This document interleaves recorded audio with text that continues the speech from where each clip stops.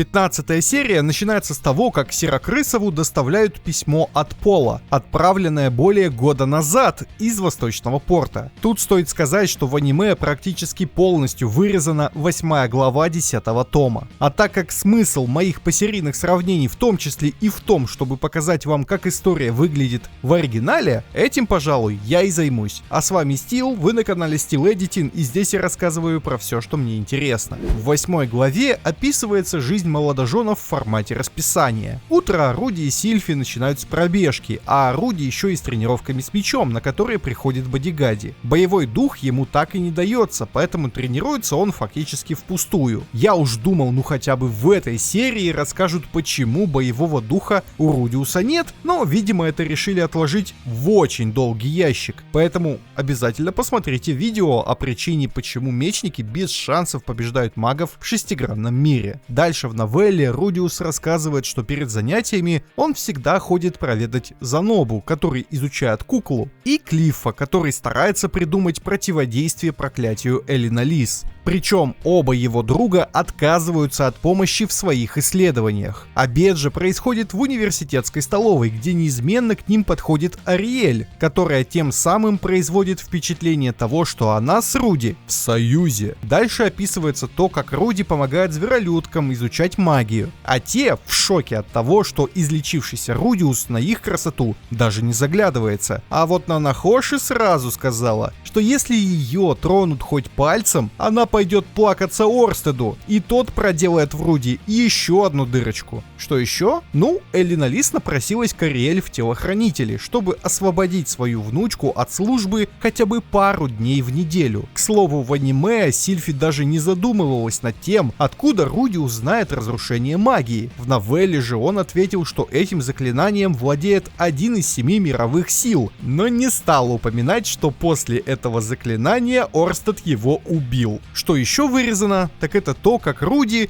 счастлив просыпаться с такой красавицей женой в одной постели с описанием... ну вы поняли. И наконец пока что вырезано упоминание того, что Рудиус внезапно стал боссом всех хулиганов университета, обзавелся свитой, почетом и уважением. Но он сам об этом долгое время не знал, а когда узнал, просто махнул рукой. Но скорее всего это перенесут на следующую серию. А теперь давайте перейдем к письму. В аниме его текст слегка сокращен, и из-за этого теряется типичный пауловский стиль речи с подколками. Например, в новелле он пишет о том, чтобы Руди не спускал деньги на женщин. А кроме того, сокрушается о том, что не смог нормально поздравить Рудиуса с 15-летием, а своих дочерей с 10-летием. Если вы помните, годы кратные 5 в этом мире считаются особенными. После опенинга нам показывают мирную семейную жизнь, разговор о письме и обучение безмолвной исцеляющей магии. В новелле это все описывается больше и точнее, но суть в аниме передана верно. За исключением того, что Руди очень много времени проводит в постели, если вы понимаете, о чем я. Признайтесь честно, если бы у вас была красивая эльфиечка под боком, кто бы не.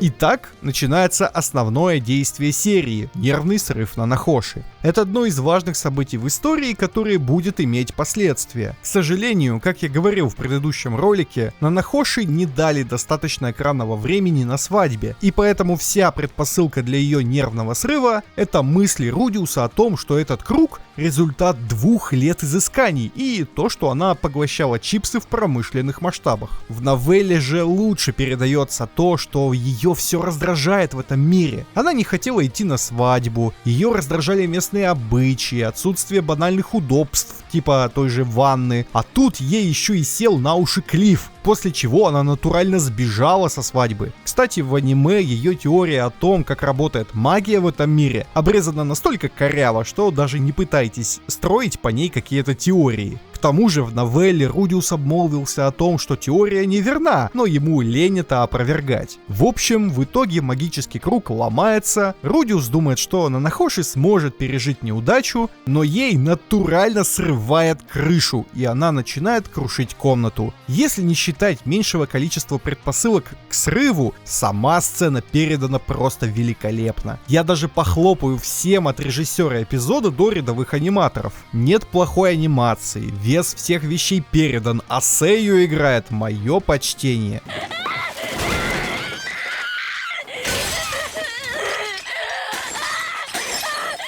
И главное, лица персонажей. Вот это разбитое Нанахоши вообще вне всяких похвал. Кстати, вы заметили, что в этой серии уже перешли на новый, более чистый дизайн? И вы меня возненавидите, но мне реально проще вас отправить смотреть то видео, чем пересказывать еще 5 минут, в чем тут прикол. Короче, графоний в серии огонь. Да блин, я вас тут хвалить пытаюсь вообще-то, а то опять напишут в комментариях, что я только придираюсь. Тем не менее, передано великолепно не значит, что из аниме ничего не вырезано. Например, не объясняется, зачем Руди подхватил на руки Джули по пути домой. А ответ прост. Ведь Джули тоже когда-то выглядела как Шизука, стоя в цепях с пустыми глазами. Ну, могли же вставить сюда секунду флешбека? Могли. Что еще убрали? Например, то, что Руди сомневался в том, что Сильфи разрешит оставить другую незнакомую девушку у себя в доме. Еще в аниме как-то странно передали факт того, что нервный срыв повлиял и на самого Руди. В аниме, находясь в лазарете,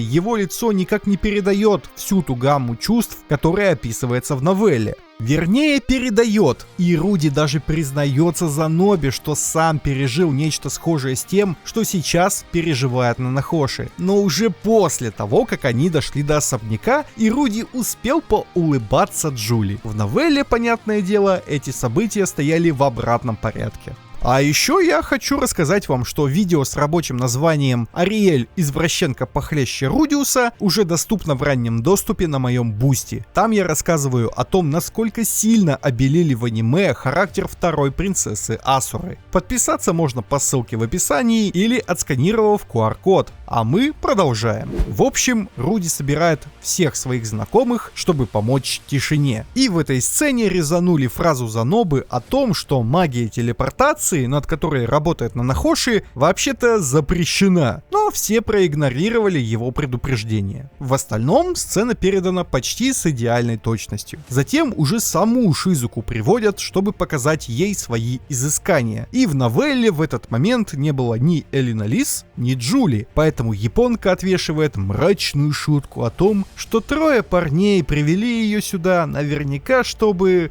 Ну вы поняли. Услышав это, Рудиус еще раз ужасается тому, как быстро она идет по пути саморазрушения. Клифф же ничего не понял и начал гневную тираду о том, что он последователь Милиса и никогда бы такого не сделал. По итогу идея с многоуровневыми магическими кругами удается. Связь с землей срабатывает путем призыва пластиковой бутылки. А в аниме вырезали то, как Элинолис дразнит Рудиуса тем, что он начал слишком много уделять времени другой девушке. А еще в аниме опустили то, что попойка была на деньги Нанахоши, которой даже пришлось сходить за ними в гильдию магов. Все же Орстед нормально так снабдил финансами свою спутницу. Еще было вырезано то, как маленькая тусовка резко обросла сначала Аринией с Пурсеной, потом Ариэль, а затем еще и Бодигади, который, кстати, удвоил деньги на кутеж, а только потом спросил, что они такое празднуют. В аниме же все студенты устраивают вечеринку не в баре, а в холле университета. Ладно, я понимаю, аниматорам походу было лень рисовать новые задники. Даже эндинг решили не анимировать, просто показав титры на черном фоне. Не, ну это уже совсем наглость, и такое мы не одобряем. Куда делись эти эндинги и опенинги из 1 и даже 2 сезона, которые на фоне титров дополнительно раскрывали историю? Ладно, давайте я вам расскажу, что там было в новелле. А в новелле, например, Нанахоши тискала кошачьи ушки Ринии и на радостях пела аниме-опенинги, которые никто из присутствующих, кроме Руди, не понимал. Он-то понимал, но подпеть все равно бы не смог, потому что, как я и говорил в предыдущем ролике, на земле между ними было 17 лет разницы. Собственно, в аниме показано, как она поет в ложку, но без моего видоса откуда бы вы это узнали?